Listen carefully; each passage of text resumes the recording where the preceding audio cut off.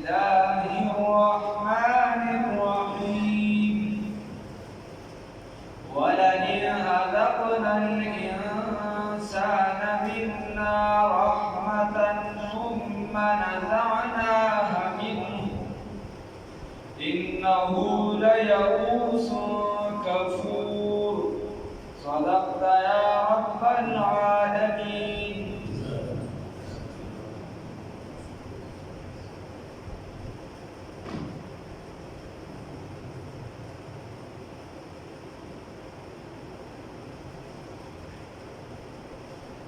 مخکې ذکر وشو الله رب العزت فرمایي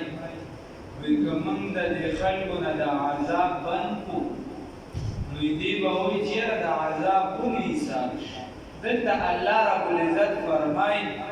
ولئن أذقنا الإنسان منا رحمة. الله رب العزت وایي که چېرته اوسه کوو موږ د انسان لره د خپل طرف نه څه رحمت دله خوشحالي ورکو د دنیا دولت ورکو راحت وله ورکو د خپل طرف نه بیا د ده نه دا دولت واخلو یا د ده نه دا صحت واخلو یا بل څه وي د دنیا دا ترې واخلو نو انه لیئوس کفور. بس یقینا شي دي لیئوس ډېر زیات ناشکره او کفور انه یقینا دی لیئوس ډېر زیات ناامیده شي د الله نه ناامیده شي حالانکې د الله نه ناامیدي دا ګناه ده او کفور ډېر زیات ناشکره شي د الله نه ناشکره شي. الله رب العزت وایي حالانکې پکار داسې ده چې یو نعمت الله درکړو بس الله درته واپس لکه حدیث کې راځي مفهوم یې داسې دی یو صحابي کور ته راغی او د هغه بیبي وه هغه بیبي ورته ځان جوړ کړی دی د کار نه ستړی راغی نو ده چې روټۍ موټۍ وخوړله بیا چې د مردانه او زنانه کوم ضروریات یې هغې پوره کړو چې لږ وخت تېر شي نو بیا ورته هغه ښځه وایي که چېرته داسې کار وشي چې تا سره چا یو څیز امانت ایښي او بیا یې درنه هغه خپل خاوند غواړي یعنې چې د چا هغه څیز وي یعنې چا در سره یو من غنم کېښودو میاشت پس درته وایي چې دا غنم واپس راکړه یا یې در سره یو کټ کېښودو یا یې در سره سره زر کېښودو درته یو میاشت پس وایي چې دا واپس راکړه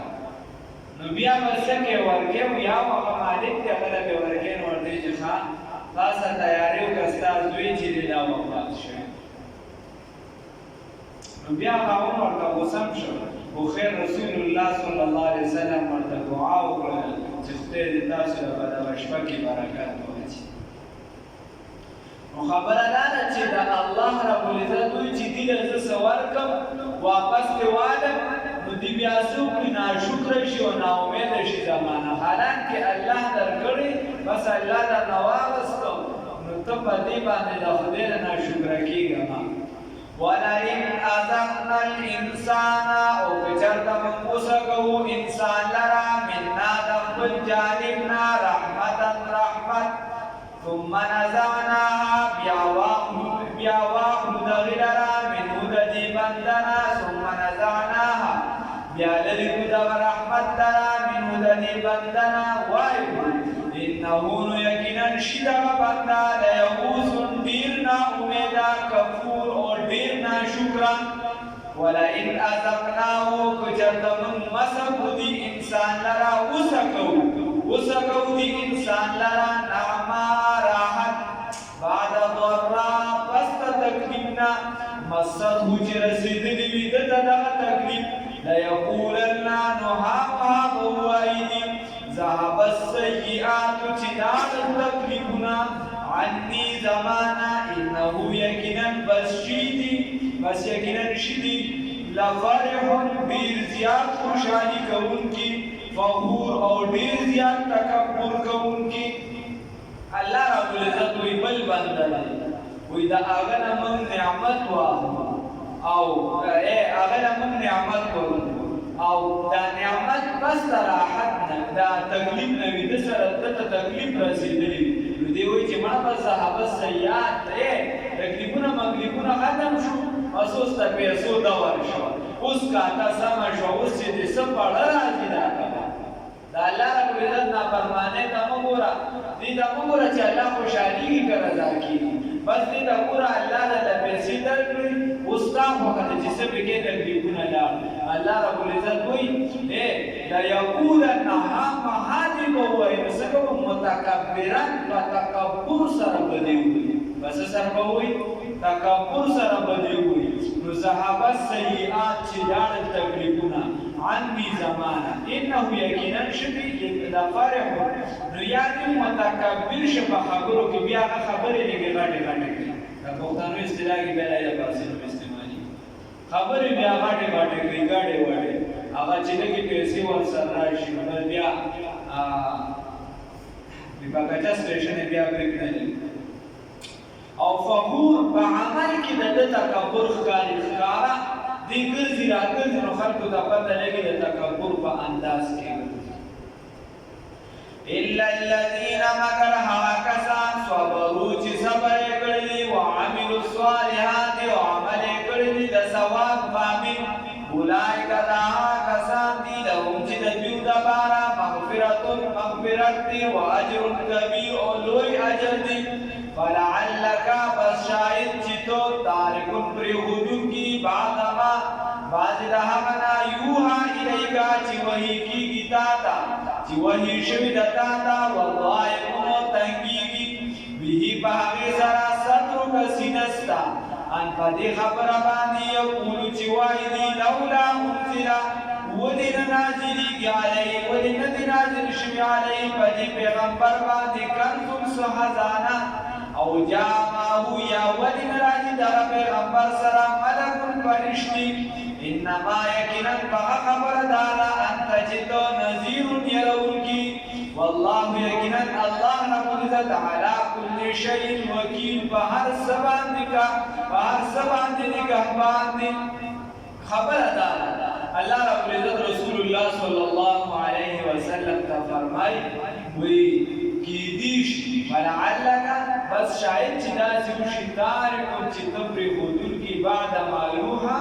الیک باندې هغه څیزونه چې دا ته وحی شوي کله به چې رسول الله صلی الله علیه وسلم دی ولیدل بلا تبلیغ به ورته وکړو دی به اسلام نه راوړل رسول الله صلی الله علیه وسلم به ډېر خفه کېناسته ډېر زیات به خفه شي چې دی اسلام طرف ته ولې نه راځي الله رب العزت ورته دا دی چې کینی یا چې ته به تبلیغ پرېږدې ته به نه دا ورته یعنې دا هغه په استفهام انکاري دی ته وایي چې ته پرېښودونکي د دې اعمالو نه ته به دا کې ته به تبلیغ کې ته به خپل اعمال پوره کې اوس دې ایمان راوړي یا نه راوړي یا د دې کار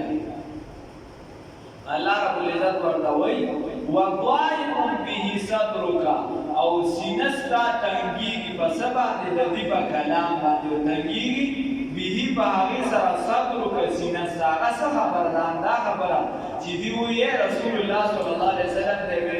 وایي که دې پیغمبر یې نو ده سره یوه غټه خزانه ده سرو زرو ولې نشته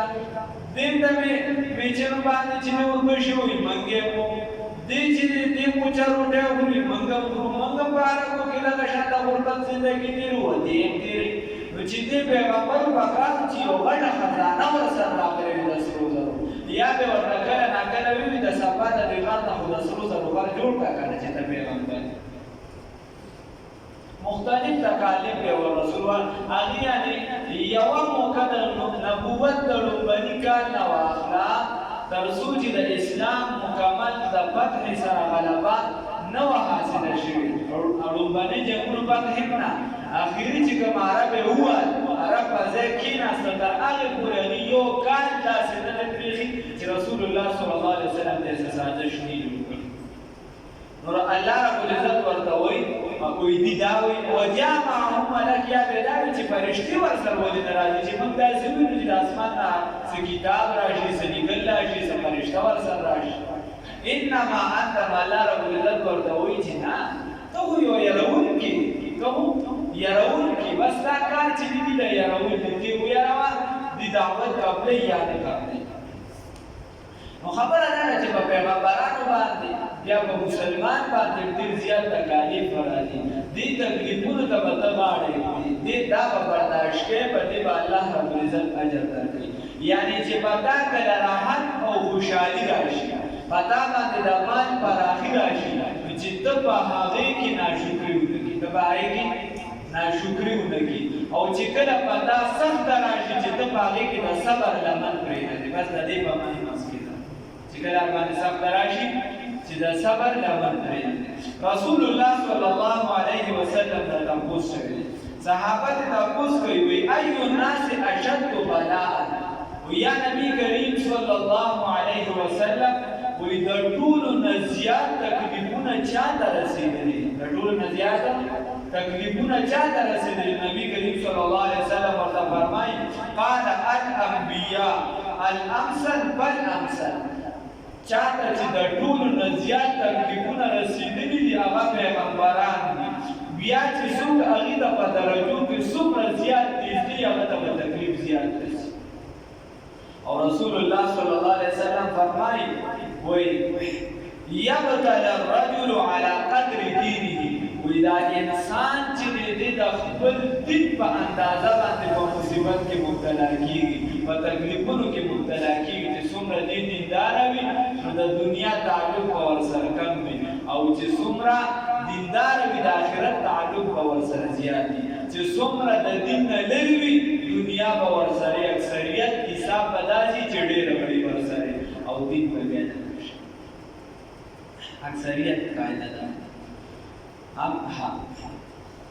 وضائق او تنگیگی بهی بدی سرا صدرکن دا تسلید رسول اللہ صلی اللہ علیہ وسلم تا وضائق او تنگیگی بهی بدی سرا صدرک سینستا انددی ولیقول چوائدی لولا انزل ودن نازلی علی بدی پیغمبر بانی کنزن خزانہ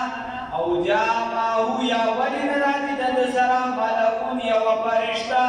انما یقیناً بغا خبر دادا انت جد نذیر یرون کی والله یقیناً اللہ رب العزت علی کل شیء وکیل فہر سبان دی نگاہ باندی ام یقولون آیا وائدی افتراو چی جوڑ کری دی نبی کریم صلی اللہ علیہ وسلم قرآن پاک لرا قلنو تورتو آیا فقتو راتکو کے بعشر سور فلسو سورت نباندی مسکین فمثل تدی باندی مبتریات جوړ کړی شوي ودعوا ربکم من استطعتم من هغه چا لره استطعتم چې څومره طاقت وي ستاسو من دون الله ما سوا د الله نه ان کنتم صادقین که چېرې تاسو رښتوني فإن لم يستجيبوا لكم نو بس که چېرته جواب درنکړه تاسو ته فاعلموا پوه شئ انما چې یقینا خبره دا ده انزلت نازل کړی شوی دا قرآن پاک بعلم الله فعلم د الله تعالی سره فعلم د الله وان لا اله الا هو او نشته دی لایق د عبادت مگر صرف یو الله دی. فهل انتم مسلمون آیا تاسو منونکي؟ خبره دا ده الله رب العزت کوي چې دې په دا اعتراض کوي افتراء چې دې قرآن پاک لره جوړ کړی دی چا نبی کریم صلی الله علیه وسلم. نو باندې کې دا خبره و چې د قرآن پاک په شان بل قرآن راوړل بیا ورته الله وایي چې ولس سورتونه راوړل یو لس سورتونه راوړل او کلاس کې بیا بل ځای کې آیات راغلي دي چې یو آیات یو سورت داسې جوړ دی وړوکی شان اگر چې امام مبارک رحمت الله علیه بل جواب کړی دی خدای ته دا مناسب. نو الله رب العزت ورته وایي چې دا یو بنده دی تاسو وایي چې دا غوړ قرآن پاک یې د ځان نه جوړ کړه دا غوړ تاسو خو به دا خلک یې مشرکان یې یهودیان دي در سره عیسایان دي در سره او بعضې پکې کاهنان یې ساحران یې جنات راجمع کې بس مکه وګرځئ څوک راغونډ کې او دا قرآن پاک چې دي دا د ځان ته څه وکړي یو لس سورتونه جوړ کړي دې ځای کې بیا بل ځای کې الله وایي یو سورت جوړ الله یو لس سورت جوړ کړي چې په بلاغت باندې په فصاحت کې په نحویو قاعدو باندې د عربو په اصول باندې په هر څه په احکاماتو باندې په هر یو څیز باندې برابر وي داسې یو لس سورتونه جوړ کړي. نو نه شو کولی چې نه شو کولی نو الله رب العزت وایي فإن لم يستجيبوا لكم که چېرته جواب درنه کړي یعنې دې دا کار نه شي کولی فاعلموا پوه شئ انما انزل بعلم الله چې دا قرآن پاک را نازل شوی دی په علم د الله سره دا بل چا خبرې نه دي دا بل چا او یعنی په دې کې داسې کسانو د تاریخ را نقل کړي زمانو سر شوي چې هغه به یو کار خبرې کولې د هغه متعلق یعنی دا مشهوره ده چې هغه به یو کار خبرې کولې دا مشهوره کړي یو کار خبرې وکړي نو دې په خپلو خبرو کې یو مضمون به نقل کړي خو خبرو کې به تبدیلي راځي یعنی دا ته به دا خبره کوي چې دا سوالیان ښه دي او دا په پاکستان پکې مردان کې او په مردان کې پکې پیکې کې او بیا په پاکستان کې او بیا په دنیا کې خو چې دې دا کلام دا د بار بار وایي نو هره پیره به په نور الفاظو کې وي هره پیره به په نور الفاظو کې وي الفاظ په باندې دومره الفاظ دي ورسره داسې ادیب انسان دی خو هغه هم د دې قرآن نه عاجز دی د دې مقابله نه کوي نو خبره دا چې د دې قرآن مقابله نشي کولی بلکې پیزي چې څوک د دنیا نه بیا کافر ته لري او د قرآن تفسیر یې لیکي تفسیر منوقات یوه نقطه پې نشته نو هغه هم وایي چې داسې سمندر دی چې لا ساحل له ساحل ورته نشته او امام رازي رحمه الله فرمایي بلکې بلا مفسرین چې کله د قرآن علوم بیان کړي نو چې څنګه حقو کما بیا کشان حق ادا نه کړي دفتر تمام گشت بفایا رسید عمر ما هم چنان در سفر اول کومان دهیم وی دفتر ختم شد عمر کیسه ختم شوا و چې پړون باندې سب کې ولانم د اغین بس چې کوم ځای ولانم د اغین روان دی مې قدم بیا نه دی اغشته بس دا په اکه ځای کې دا الله د کتاب داسې چې تعریفات چې څومره تفاسیر لیکلي شي یعنی د یو اندازې مطابق واړه غټ تفاسیر چې راجمع کړي زما که 4000 یا د اوس د 10000 نه وړېدلي دا صرف علماء دیوبند لیکلي دي د قرآن پاک حق یې نه دی حق د قرآن پاک قیامت به راشي څوک دا دعوه نشي کولی چې زما د تفسیر د قرآن پاک حق ادا کړي د هغې مفهوم دومره دی دومره مفهومات دي چې هغې کې څوک دا نشي ویلی چې زما والا بلکل صحیح دي او نور څوک د دې نه پس کې بل څوک تفسیر لیکي نو هغه بیا حق نشي ادا کولی ما یې صحیح ادا قرآن داسې کلام دی الله ورته وایي وان لا اله الا هو چې په علم د الله را نازل شو نو بیا نشته دی لایق د عبادت مګر صرف څوک دی یو الله ای الله ورته فهل انتم مسلمون اوس به ومنئ دا خبره چې تاسو صورتونه نشئ جوړولی یو صورت هم نشئ نه فهل انتم مسلمون اوس به ومنئ اوس هم نه منئ